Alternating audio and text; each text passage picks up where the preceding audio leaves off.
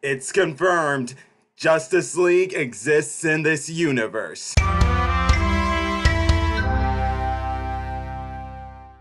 What's up, YouTubers of the world? MegaGeek Mixer here to give you guys my review on Titans Episode 8 called Donna Troy. In this episode, it deals with Robin, who has given up the identity of Robin. Or better yet, let me put it saying Dick Grayson gives up the identity of Robin, and he decides to leave the team, and in doing so, he reaches out to an old friend, that being Donna Troy, aka Wonder Girl, the first Wonder Girl to be exact.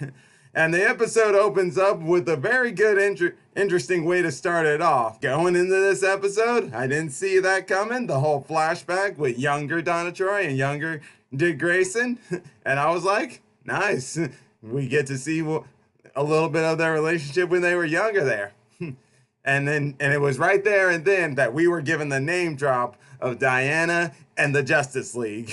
We also got the name drop of Joker, but he was already mentioned back in episode 1 of the Titans. But still, it was great to hear all these three famous names. Great Easter egg shout outs right there. But what I really loved about this episode was how, like, we were seeing the chemistry between Donna Troy and Dick Grayson. Now, I remember in the comics that George Perez was thinking of doing that. He was going to make him be a couple, but then scrapped it out. And to be honest with you, I'm glad he did. I like their relationship like this. Now, I don't think that's still to say that they've had at least some sort of fling or something. Someone like their mentors had, Batman and Wonder Woman having a fling. It wouldn't surprise me on that end.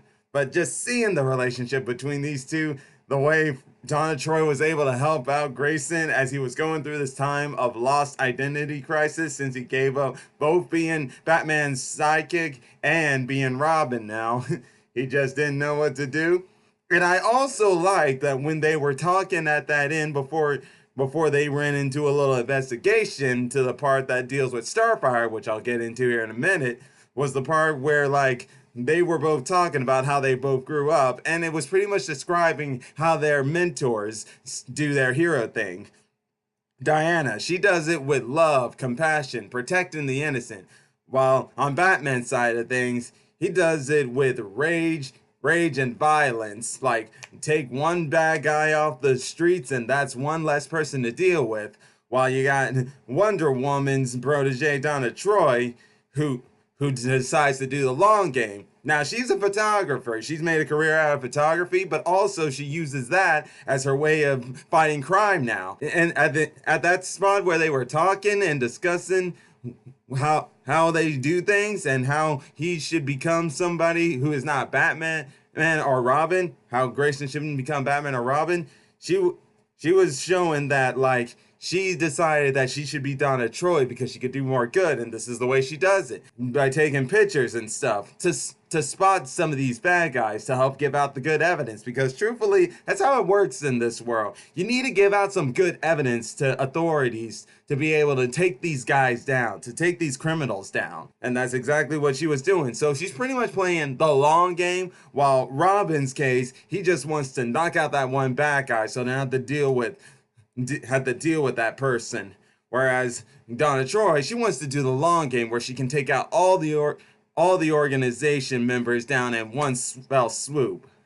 While for Grayson, yeah. What am I saying? You guys are getting my point. You guys are getting my point. So I'm going to move on now. I'm sorry, I'm getting lost because I'm not going to lie. I just enjoyed this episode of Donna Troy and seeing Donna Troy and Dick Grayson having that chemistry and their communications together. The actors did this spot on. Oh, yeah. And the person who plays as Donna Troy, I won't lie. I think she could also do good as Wonder Woman. No, don't get me wrong. I'm loving Gal Gadot. She's done a great job. She did a great job in that film Wonder Woman. But I won't lie that I think this woman here, Connor Leslie, she could pull off Wonder Woman too. And speaking of which, when Grayson first mentioned that he quit being Robin when he first went to see her in the present time and said how he burned his costume, this is actually where Donna Troy mentioned that she still has hers, which means maybe we'll see her suit up sometime in the future, maybe during second season. because unlike in other episodes where he parted ways with them, Donna Troy's still with them even at the end of this episode. But let's go ahead now and move on to the other side of things, and that is with Coriander. She starts getting more memory disturbances in her head that are making her starting to remember who she is. And also, this is after like the whole conversation between Donna Troy and Dick Grayson, and she was going through his phone. She found those alien writings, and this is where we are finally starting to see exactly what Starfire was doing here. Now, we all knew she was after Raven and everything. She was looking for her. But it turns out, it seems like she was sent to Earth to kill Raven. Now, I mentioned like in my last a few videos back on an episode on how like it wouldn't surprise me that the Tamaranians would know about this, because it's been confirmed that yes, Coriander Starfire is an alien. Yeah. And so it wouldn't surprise me that our home world would know of Trigon. And over in that world or in other worlds, there's no doubt they know of Trigon. They know of his tyranny.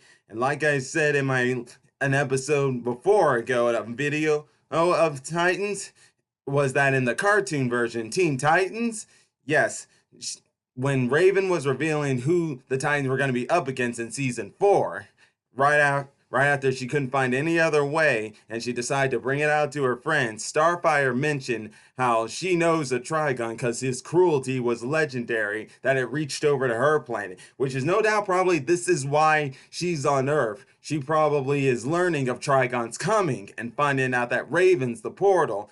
And it turns out Donna Troy, by looking through those descriptions, she's probably realizing that Kory was sent to kill Raven.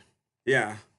And oh, it turns out that yeah, she's still being hunted, not just by FBI or any of these authority or just FBI and police. She's like seems to be a worldwide threat for some people, it seems, because while she was on the train taking Raven and Beast Boy over to Ohio, where Raven's mother has a house, that's where we were revealed actually that while they were going there, there was this guy who was looking at her, and he brought it off as saying he just found her attractive, but that wasn't the case.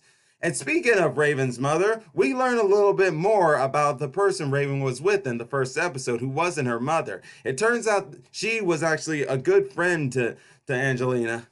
Yeah, she was a good friend who was trying to keep her safe in memory of Angelina and everything. And it turns out it was 5 years that she was last out there. That's gotta be rough for that lady.